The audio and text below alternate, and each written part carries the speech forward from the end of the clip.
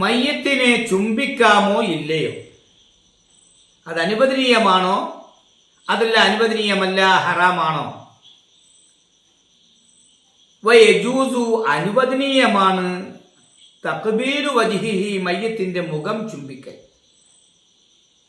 തഖ്ബീലു മഹല്ല് സുജൂദി എന്നാൽ മുഖം ചുംബിക്കൽ അനുവദനീയമാണ്.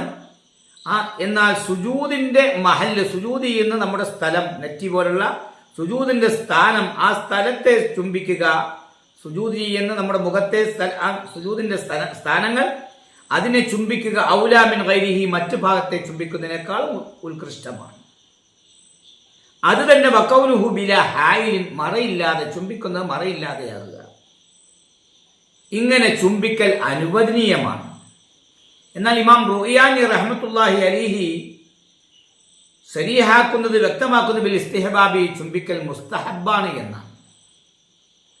ആർക്കാണ് ഈ ചുംബിക്കൽ ജായിസാകുന്നതും മുസ്തഹബാകുന്നതും? ലി അഹ്ലിൽ മയ്യിത്തി മയ്യത്തിന്റെ കുടുംബക്കാർക്ക്, ആൾക്കാർക്ക്, മയ്യത്തിന്റെ അഹലുകാർക്ക്, കുടുംബാദികൾക്ക് മയ്യത്തിനെ ചുംബിക്കൽ അനുവദനീയമാണ് അല്ലെങ്കിൽ മുസ്തഹബാണ്. വനഹ്വിഹിം മയ്യത്തിന്റെ കുടുംബാദികൾ പോലുള്ളവർക്കും, മയ്യത്തിന്റെ കുടുംബക്കാർക്കും അവരെ പോലുള്ളവർക്കും ഇപ്രകാരം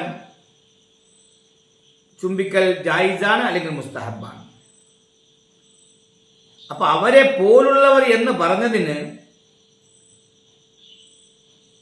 ഇമാം റൗളയിലും അതുപോലെ തന്നെ ശറഹുൽ മുഹദ്ദിബിലും എല്ലാം കാണാൻ കഴിയും.